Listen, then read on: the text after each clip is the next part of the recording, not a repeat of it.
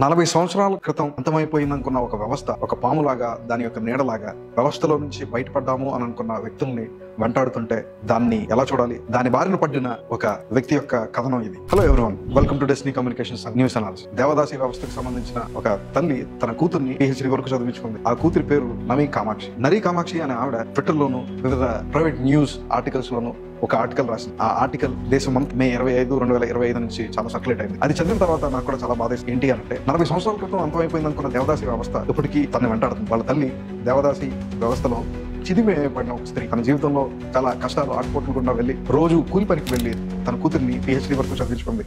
ఆ నరీ కామాక్షి అనే ఆవిడ ఢిల్లీలో పనిచేస్తుంది. తన PhD కంప్లీట్ చేసుకున్న తర్వాత ఫర్దర్ స్టడీస్ కోసం వెళ్దాం అనుకుంది.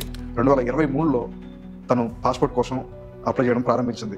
మొదటిసారి ఢిల్లీలో పాస్పోర్ట్కి అప్లై చేయగా తనని రిజెక్ట్ చేశారు. ఎందుకు రిజెక్ట్ చేశారు అని అంటే, తన అప్లికేషన్లో ఫాదర్స్ నేమ్ మెన్షన్ చేయబడలేదు. ఎందుకు మెన్షన్ చేయబడలేదు అని అంటే, ఆల్రెడీ నేను దేవదాసి వ్యవస్థకు సంబంధించిన ఏదైతే చైల్డ్ అండ్ ఉమెన్ వెల్ఫేర్ డిపార్ట్మెంట్కి సంబంధించిన సర్టిఫికెట్ ఉంటుందో, ఆ కర్ణాటక ప్రభుత్వానికి సంబంధించిన సర్టిఫికెట్ని, తన ఎడ్యుకేషన్ సర్టిఫికెట్ని, ఆధార్ కార్డుని, ఇవన్నీ బ్యాంక్ డీటెయిల్స్ అన్నింటినీ సబ్మిట్ చేసిన తర్వాత కూడా వాళ్ళు తనని ఆ ప్రశ్న అడిగి హేళన చేసి అందరి ముందు నవ్వి తనని గాయపరిచారు. మళ్ళా క్వైరీ రేస్ చేసింది, ఎక్స్ప్లెయిన్ చేసింది, మళ్ళీ రిజెక్ట్ చేయబడింది, మళ్ళీ ఎక్స్ప్లెయిన్ చేసింది, మళ్ళీ రిజెక్ట్ చేయబడింది. సరే, ఇక్కడతో ఈ పని అవ్వదు అని చెప్పేసి తన సొంత స్టేట్ అయిన కర్ణాటకకు వెళ్ళి అక్కడ అప్లై చేయాలనుకుంది. బెంగళూరు వెళ్ళింది. బెంగళూరులో అప్లై చేసినప్పుడు ఈసారి తత్కాల్ అప్లై చేసింది. తత్కాల్ అప్లై చేసే టైంలో ఏదైతే టోకెన్ సిస్టమ్ ఉందో, సో టోకెన్ ఇచ్చే వ్యక్తే ఇనీషియల్గా నీ తండ్రి పేరు లేదు కాబట్టి ఫస్ట్ నీ తండ్రి పేరు ఏంటో ముందు నువ్వు తెలుసుకో అని చెప్పేసి హేళన చేస్తే, ఆ వేదనని దిగమింగుకొని తన పైన ఉన్న ఆఫీషియల్కి వెళ్ళి నేను అలా ఫర్దర్ స్టడీస్కి వెళ్ళాలి అని చెప్పేసి ఎక్స్ప్లెయిన్ చేసినప్పుడు, ఆ ఫర్దర్ ఆఫీసర్ కూడా ఇది తత్కాల్లో అవ్వదు, ఇది చాలా క్రిటికల్ కేస్, సో మీరు రెగ్యులర్గా అప్లై చేసుకోండి అని చెప్పడం జరుగుతుంది. రెగ్యులర్గా అప్లై చేసిన తర్వాత అంత ప్రాసెస్ అవుతుంది. తర్వాత పోలీస్ వెరిఫికేషన్కి వచ్చినప్పుడు ఆ పోలీస్ వ్యక్తి నీ తండ్రి పేరు లేదు కాబట్టి నీ యొక్క పాస్పోర్ట్ని నేను రిజెక్ట్ చేస్తున్నావు అని చెప్పేసి రిజెక్ట్ చేయడం జరిగింది. ఇదంతా కూడా ఒక ప్రశ్నతో తనని మరలా ఎక్కడి నుంచి వచ్చావో, ఏ పరిస్థితుల నుంచి వచ్చావో తనని వేదనకు గురి చేసింది. ఆ ప్రశ్న ఏంటంటే, నీ తండ్రి ఎవరు?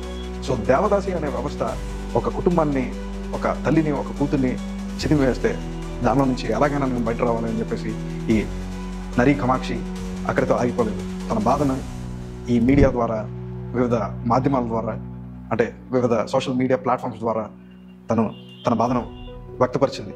అయితే ఈ కథనాన్ని ప్రచురించిన తర్వాత 27th మే దాదాపు మార్నింగ్కి అఫీషియల్స్ రెస్పాండ్ అయ్యారు. తనకి పాస్పోర్ట్ని ఇష్యూ చేశారు. ఒక ఆడపిల్ల, అది కూడా అన్ని డాక్యుమెంట్స్ ఉంచుకొని తానెవరో తను ప్రూవ్ చేసుకోవడానికి పడిన బాధ, వేదన అంతా ఇంత కాదు.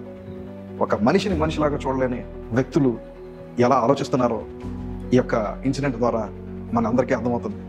ఈ దేవదాసి వ్యవస్థ అనేది ఎప్పుడో 40 సంవత్సరాల క్రితమే అంతమైపోయింది అని అనుకుంటున్నాం. కానీ ఒకసారి మనం కనుక గూగుల్ చేసినట్లయితే కర్ణాటకలో 80,000కు పైగా స్త్రీలు ఈ దేవదాసి వ్యవస్థలో లేదా వ్యవస్థకు సంబంధించిన చిల్డ్రన్ ఎవరైతే ఉన్నారో వాళ్ళు 40,000గా ఉన్నారంట. దేవదాసి సంబంధించిన స్త్రీలు 80,000 మందిగా ఉన్నారంట. 2008-6 ఆ టైంలో తీసిన గణాంకాల ప్రకారం ఆంధ్రప్రదేశ్లో 16,400 మంది ఉన్నారు. తర్వాత మహారాష్ట్రలో కొంతమంది ఉన్నారు. టోటల్గా ఇండియా మొత్తం మీద సుమారుగా 2 నుంచి 2.8 లక్షల మంది దేవదాసీలు ఉంటే, వారి యొక్క సంతానంతో కలిపి సుమారుగా 4 లక్షల మంది ఈ యొక్క వ్యవస్థ బారిన పడుతున్నారు. ఈ యొక్క వ్యక్తే ఇలా సఫర్ అయితే చదువుకున్న వాళ్ళ పరిస్థితి ఏంటి? కొద్దిగా చదువుకున్న వాళ్ళ పరిస్థితి ఏంటి? చదువుకోవాలి అనుకుంటున్న వారి పరిస్థితి ఏంటి?